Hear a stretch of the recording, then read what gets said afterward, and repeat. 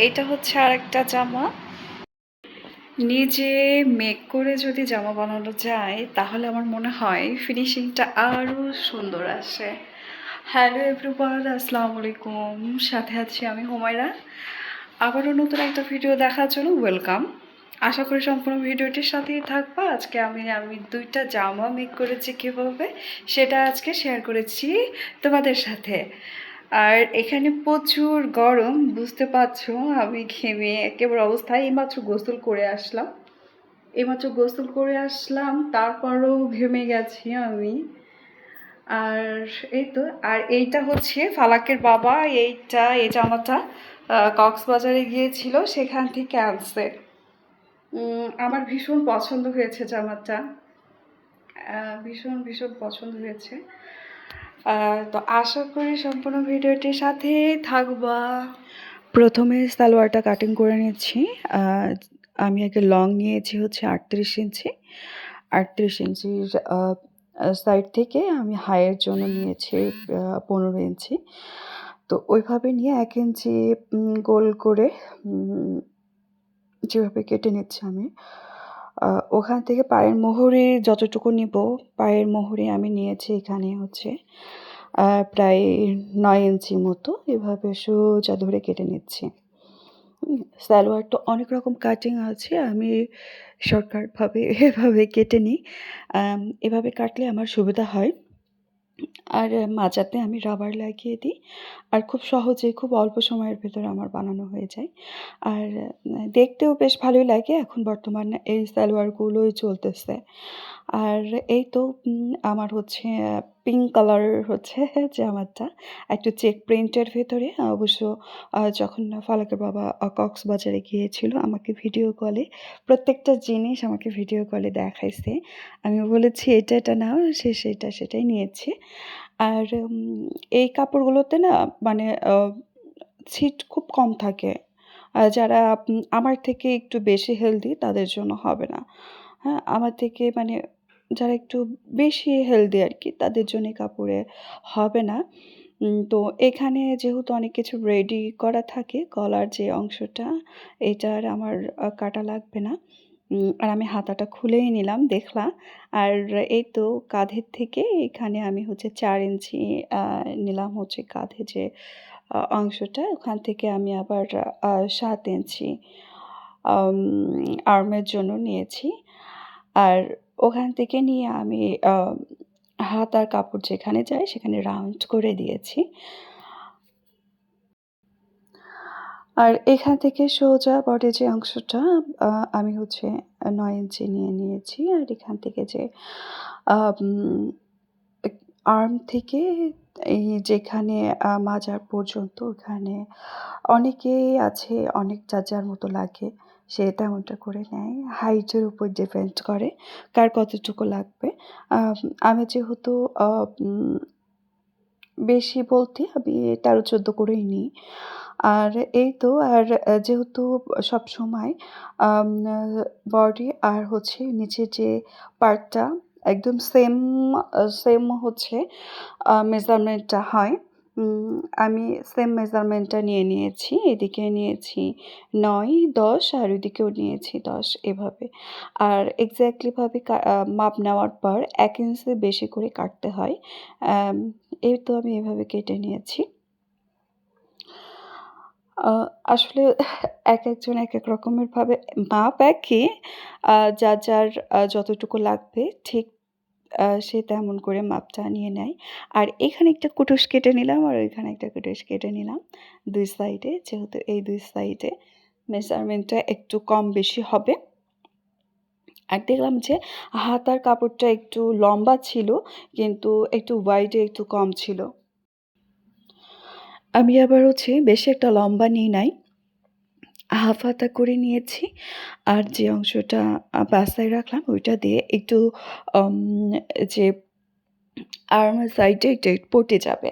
না হলে হবে না। সিট অনেক চিকন, কিন্তু ওয়াইডের দিক থেকে কিছুই নেই।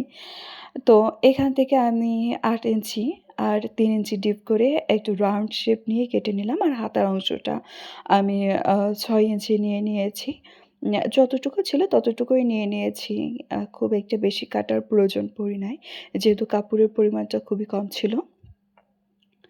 রেডিমেড থ্রি পিসগুলো ঠিক এমনই হয়। আর যদি এমনিতেই থান কাপড়ের থ্রি পিসগুলো কেনা হয়, সেগুলোতে এত ঝামেলা হয় না। আর এটা হচ্ছে সালোয়ারের চেক প্রিন্টটা আমার ভীষণ ভালো লেগেছে। আর এটা হচ্ছে আমিও সেম ওই আগের সাদা যে সালোয়ারটা কেটেছি, সেম কেটে নিয়েছি। আম একটু লম্বা যতটুকু থাকে আরকি, বা আমার যত হাতটুকু হাইটে লাগবে ঠিক ততটুকু আমি মেপে আম প্রায় ৪ ইঞ্চির মতো কেটে দিয়েছি। একটু বেশিই ছিল কাপড়ের পরিমাণটা। এইটা আমার আর পরে কোনো কাজে লাগে নাই। আমি ভেবেছি যে হয়তোবা হিপের পট্টি দিতে লাগবে। তো আমি হচ্ছে হিপের অংশটা একটু বেশি করে নিয়েছি, তো এজন্য আর পট্টি দেওয়া লাগে নাই। অনেকের আছে যে পট্টি দেয় বা আমিও দেই। সেক্ষেত্রে আমি এটাতে আর দেইনি। তো এখান থেকে সালোয়ারের যে মোহরের মাপটা এটা একটু বেশি রেখেছি। ওইভাবে হিপ দিয়ে সোজা কেটে নিয়েছি। আর এই তো সোজা চলে এসেছি সেলাই করতে।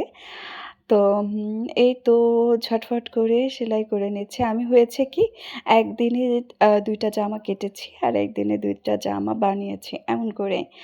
আ যেহেতু এত প্রেশার নিয়ে কাজ করি না। একটু সময় থাকতেই আমার কাজগুলো কমপ্লিট করে নিই। আর এই তো, আর যেভাবে ইলেকট্রিসিটি মানে জ্বালাচ্ছে সব জায়গায়ই আমার মনে হয়।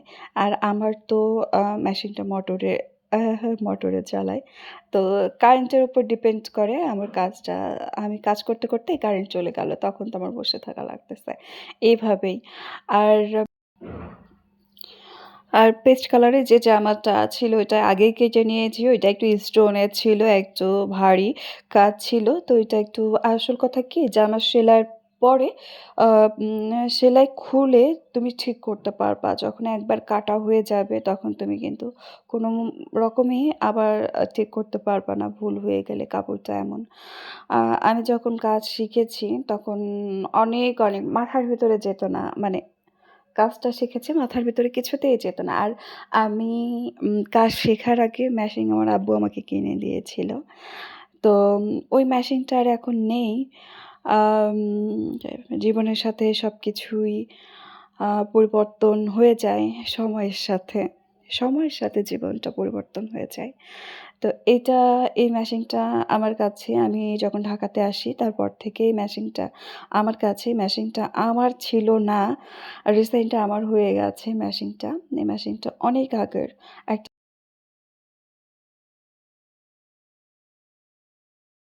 এই যে আমার জামার ডিজাইনটা,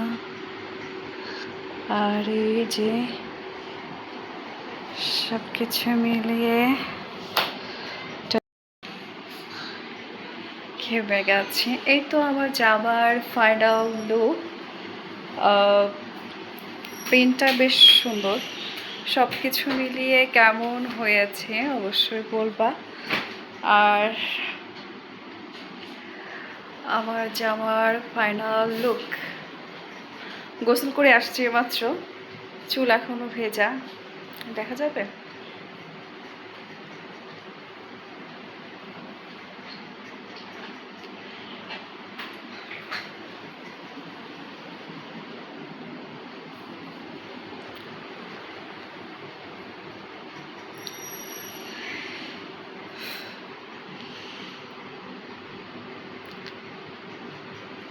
এত গরম পড়েছে, তারপরে আবার ইলেকট্রিসিটি ঠিক মতো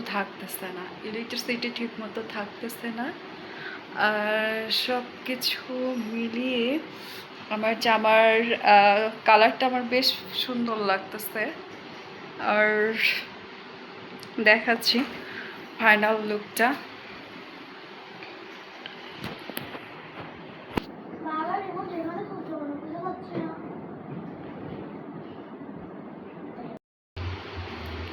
এটা আর একটা জামা। এটা হচ্ছে বেশ কিছুদিন আগে নিয়ে আসা। আমার লনাস এটা দিয়েছে, কিন্তু বানানোই হচ্ছিল না। অবশেষে কালকে যাব বেড়াতে। তো জামাগুলো না বানালেই হবে না, ওই জন্য বানিয়ে ফেলেছি।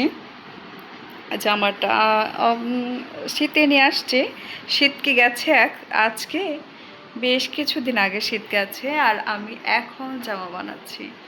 জামাটা বেশ সুন্দর, গলায় কাজ আছে।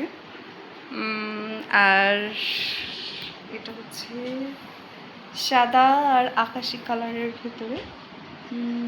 জামাটা দেখা যাচ্ছে কত দূর।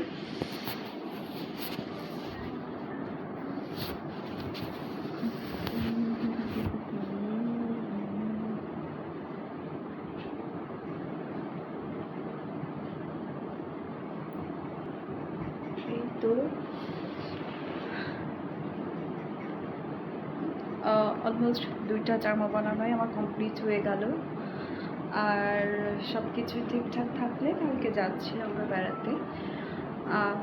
এই তো সবাই জানাবে কেমন হয়েছে জামাগুলা, কেমন হয়েছে।